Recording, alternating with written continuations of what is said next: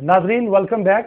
तो बात हो रही थी जनाब सादिया साहबा आपसे कि आप ये बताएं मुझे कि एक तरफ तो नवाज शरीफ इस वक्त मौजूदा सूरत हाल में अपोजिशन जमातों को इकट्ठा करने की कोशिश कर रहे हैं ताकि एक ग्रैंड अलायंस को तरतीब दिया जा सके।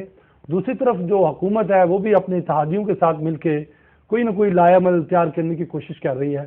तो आप कहाँ खड़े हैं?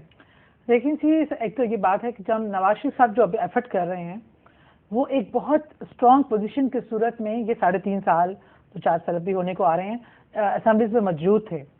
एंड इन्होंने जब ये उस असेंबली में मौजूद थे और बहुत पावर में थे, इन्होंने क्या रोल अदा किया अपोजिशन का कि बिल्कुल भाईचारे में खामोशी से बैठे रहे। डमी अपोजिशन का इन्होंने रोल प्ले किया।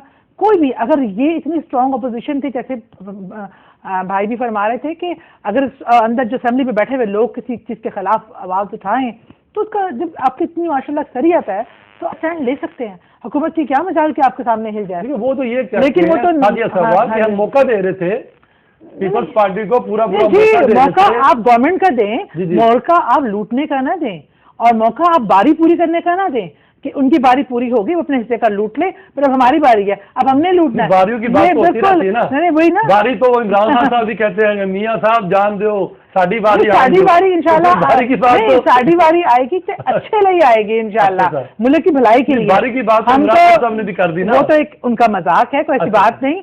लेकिन बात ये है कि जी ये तो पहले बारियां लेते रहे, अब जबकि इलेक्शन करीब हैं अब आवाम की सिंपैथीज भी हासिल करनी है क्योंकि वोट लेना है। किया तो कुछ नहीं है कि जिसकी बेस पे इनको हमदर्दियां हासिल हों या वोट हासिल हों। अब ये क्या कर रहे हैं कि अब जनाब अपोजिशन के तौर पे अब उभर के आ रहे हैं, मुखालफत कर रहे हैं। तो भी ड्रामा जो पहले होता रहा, अभी ड्रामा, अभी लड़ाई और अभी जाके नाचते इकट्ठे, ये सब ये करते रहे हैं थ्रू आउट। अब ये अलायंस देखें जी, इसका साफ सुथरा सा तरीका है। हुकूमत नाकाम हो चुकी है हर तरीके से, ये इसमें अब कोई शक और शुबे की गुंजाइश नहीं है। एज ए अपोजिशन ये लोग भी फेलियर हैं, इन्होंने भी अपना रोल अदा नहीं किया। अब बेहतरीन तरीका ये है कि इस टाइम जो मुल्क के हालात, अगर हम चलें टाइम पूरा भी होने देते हैं, लेकिन क्योंकि मुल्क इस टाइम सालमियत खतरे में है। फौरी इलेक्शन हो जाए जी, मैं कहती हूँ जो मुल्क के लिए बेहतर हो ना वो डिसीजन हो, हमारा ये है। नवाज शरीफ साहब तो कहते हैं फौरी इलेक्शन हो जाए जी, नवाज शरीफ साहब भी ये कह रहे हैं फौरी इलेक्शन हो जाए। आप क्या चाहते हैं? देखिए जी, हम ये कहते हैं कि अगर फौरी इलेक्शन हो, थोड़ी सी देर और मिल जाए। नहीं बिल्कुल नहीं, बंदे जो टूट के शामिल हो रहे हैं मजीद शामिल हो जाए, फौरी इलेक्शन हो जाए। लेकिन किसके अंदर हो? पार्टी का, आपकी पार्टी का? जी बिल्कुल, लेकिन हमारी पार्टी जो भी आप ये बयान दे रहे हैं फौरी इलेक्शन हो जाए। बिल्कुल, हमारी पार्टी की इस पे ये पॉलिसी है कि ख्वाह फौरी हो या अपना टेन्योर ये पूरा करके करें, लेकिन एक आजाद और इंडिपेंडेंट कमीशन के थ्रू हो। और जो आपकी लिस्टिंग की सारी जो बेईमानियां और मकरो फरेब है, हमने जो पिटीशन दाखिल की कि जी जो एक नादरा का पूरी दुनिया में निजाम है, आप नादरा का आईडी कार्ड बनाएं, आपको ऑटोमेटिकली ऐसे वोटर रजिस्टर हो जाना चाहिए। पर हमारे यहाँ वो फॉर्म तकसीम कर रहे हैं, 4 घरों में जाते हैं, 4 में नहीं जाते। जो जिसके इलाके हैं वो वहां धर फॉर्म भरवा रहे, तो जिसमें जिसकी नहीं है अक्सरियत वो वहां फॉर्म पहुंच ही नहीं रहे। अब बिल्कुल स्कूलों के जो उस्ताज़ा हैं उनको फॉर्म इकट्ठे करने पर लगा दिया, वो बच्चों को पढ़ा लें या फॉर्म इकट्ठे कर लें। जब एक बिल्कुल गैर जानबदार और बिल्कुल ऑनेस्ट जो इंडिपेंडेंट गैर जानबदार अदारा हो वो कायम कर दें, बेशक आज करा लें इंतखाबात, बेशक टेन्योर पूरा करने के बाद, लेकिन शर्त यह है कि वो हो ताकि जो अब गवर्नमेंट आए, ये जो लोग आए वो लोग वो आए जो असल में आपकी आवाम की नुमाइंदगी हो, ना कि आखिरी घंटे में डाले हुए वो जो फेक वोट है और वो जो नकली बने हुए आपके वोट है वो नहीं चाहिए आवाम को। मैं इसके साथ ये पूछना चाहूंगा कि ये जो नए लोग आ रहे हैं, हाँ जी बिल्कुल, काफी माशाल्लाह बरकत जो है वो पड़ गई है आपकी बात में, तो वो जो पुराने वफादार आपके साथी हैं वो हम देखते हैं ना, जब नया कोई जलसा होता है तो जो पहले जलसे में लोग आगे बैठे होते थे कुर्सियों पे, वो दूसरी रो में चले जाते हैं। फिर जो तीसरा कोई शानदार किस्म का जलसा जब कोई देखते हैं हम, तो वो जो पहली रो है वो कोई नए बंदे उसको भर रहे होते हैं, और वो जो पिछले जलसे में पहली रो पे थे मैं कहती हूँ दूसरी रो पे जा रहे हैं, दूसरी वाले तीसरी रो पे जा रहे हैं। आपको तो इससे इतना अप्रिशिएट करना चाहिए। नहीं बताइए कहने के लिए है कि मेरी काफी मुलाकातें होती रहती हैं दोस्तों से,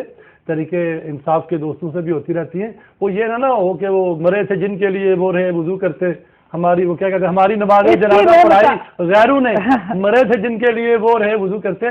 तो इस चीज का भी ख्याल करेंगे? बिल्कुल, मैं देखता हूँ साथ ही उसमें हमारे चेयरमैन का जो अभी एक ऐवान इकबाल में अपनी किताब की रूनुमाई में भी उन्होंने हमारे जो चेयरमैन ने माशाल्लाह तकरीर की, या जो अपने लोगों से खिताब किया یا ابھی ہمارا ایک نئے اور پرانے ورکرز کا بھی ایک جنرل خان صاحب نے منعقد کیا ہوا تھا، ایک چوخان صاحب نے دیا، اور اتنی پیاری اور اچھی سچی باتیں کی. انہوں نے بالکل ہر جو تحفظات تھے نا ان کا بالکل کلیئر جواب دیا.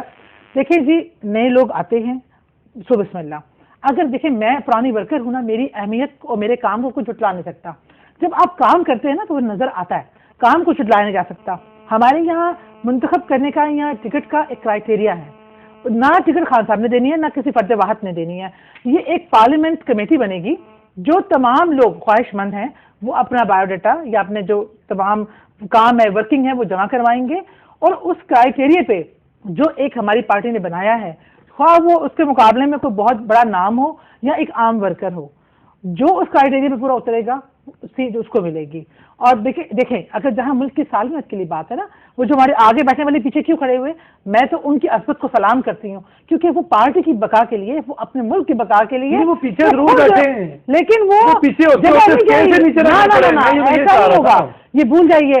جو پرانے ورکرز کی جو ہمارے چیئرمین کے نزدیک عزت و منزلت ہے وہ کسی طور پہ کم نہیں ہوگی، اور ہمارے دل بھی بہت کھلے ہیں. اللہ کرے. پراچا صاحب، یہ مجھے آپ بتائیں کہ متحدہ مجلس عمل بحال ہونے جا رہی ہے یا ابھی اس میں کچھ رکاوٹ ہے؟ دیکھیں، متحدہ مجلس عمل ایسی دینی جماعتوں کی ایک ایسی تنظیم تھی اور جس نے ایک بڑا لوگوں میں جوش بھی پیدا کیا، اور جو ایک خیال تھا کہ دینی جماعتیں یا دینی اختلافات ہیں تو یہ ایک ہم آہنگی بھی قائم کی، قومی یکجہتی کے لیے بڑا اہم تھا. قائم کی. یہ قومی یکجہتی قائم کرنا انتہائی ضروری ہے، اور اس لیے کہ اختلافات جتنے کم ہو، لوگ جتنے مل کے بیٹھے اتنا ہی زیادہ بہتر ہوتا ہے. اس کے اندر جو خرابیاں ہیں وہ بھی دور ہو جاتی ہیں، لیکن یہ کہ منافرتیں ہونا اور دوریاں ہونا اور لوگوں کا ایک دوسرے کے ساتھ محاذ آرا ہونا، تو یہ تو دشمن کی ایک ضرورت ہے، اور وہ یہی چاہتا ہے کہ کہیں شیعہ اور سنی، دیوبندی اور بریلوی، کہیں یہی جھگڑے چلتے رہے، پنجابی اور پٹھان کے اور مہاجر اور مقامی کے یہی جھگڑے چلتے رہے، تو وہ تو اس پہ اس کی خواہش ہو سکتی ہے.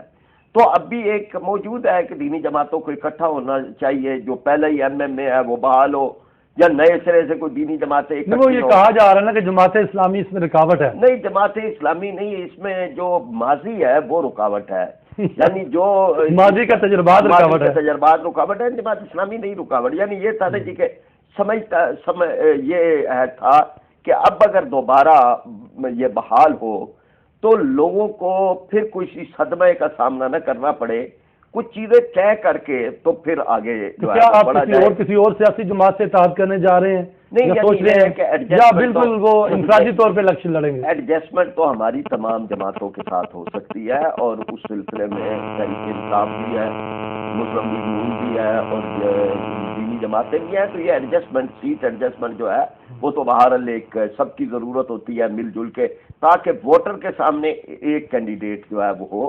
یہ ایک ووٹر کی بھی ضرورت ہوتی ہے کہ وہ جن لوگوں کو سمجھتا ہے کہ یہ بھی ٹھیک ہے اور یہ بھی ٹھیک ہے، تو وہ آگے اس مقبضے میں نہ ہو کہ اس کو دے یا اس کو دے، یا دونوں کو دے کر دونوں جو ہے وہ ہار جائیں، اور تیسرا جسے وہ نہیں چاہتا وہ جیت جائے. چونکہ پروگرام کا وقت اب ہمارا ختم ہوا چاہتا ہے، تو میں اس سے پہلے کہ پروگرام کو ختم کیا جائے، میں اپنے معزز مہمانوں کا مشکور ہوں، جناب فرید احمد پراچا صاحب کا اور سعدیہ سہیل صاحبہ کا کہ وہ تشریف لائے.